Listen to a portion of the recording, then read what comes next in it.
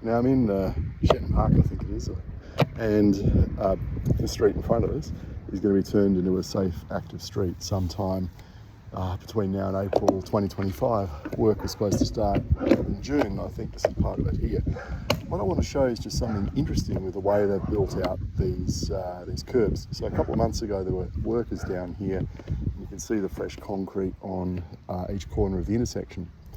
And they've done this at a couple of corners, but that ramp is really quite steep. It's just a temporary ramp, and that's because the distance between the level of the asphalt at the moment, the road, and the concrete is about that high.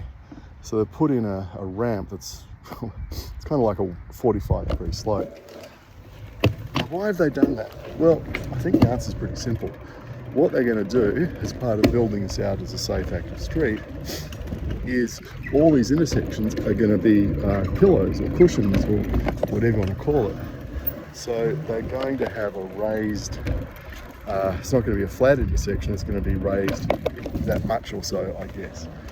And so they've quite intelligently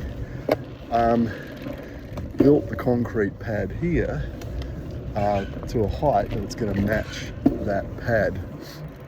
So these rather rough temporary ramps are going to go away when they bring the pad in. I've got to say, it's about the first time I've seen a council engineering job thinking ahead like that, and thinking about the future, and not having to come back and readjust those ramps after they put the big island pad in, which is probably what some other construction projects will do. So here's another intersection, and they've done the same. At the moment, it's quite a savage little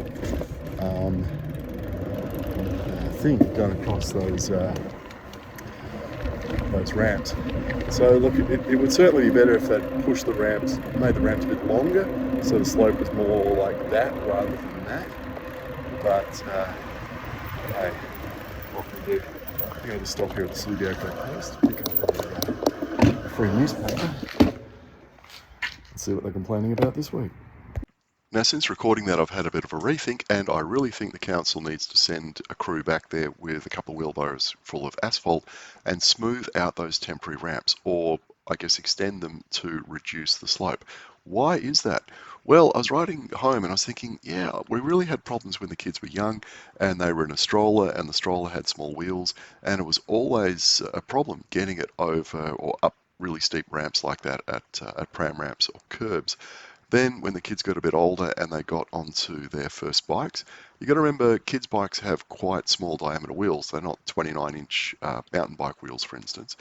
And they also they struggled getting up some steeper pram ramps.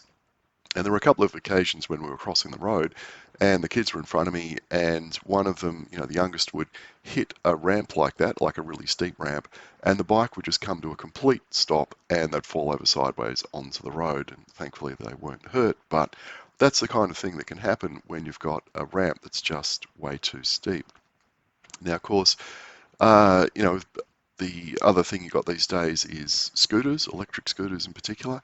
They have small diameter wheels, and I wonder how many people end up in hospital with a smashed up face or a couple of missing teeth because they're trundling along and they hit a very steep ramp like that.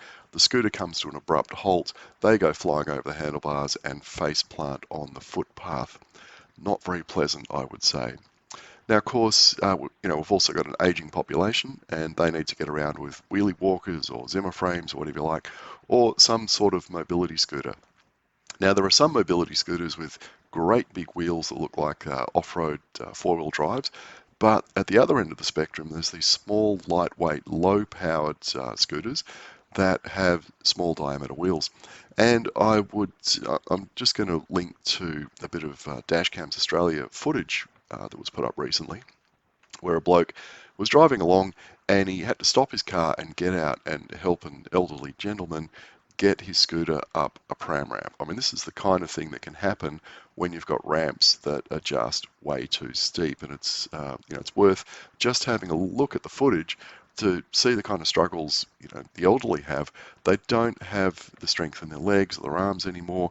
They're reliant on these mobility scooters to get around, and obviously if they can't get from or across the road at an intersection like this because the ramps are too steep, then that's a serious problem. So like I said, I think if council can go back, put down a little bit of asphalt, reduce the slope of those ramps until the works are done, and then there's a nice pad there and the problem goes away.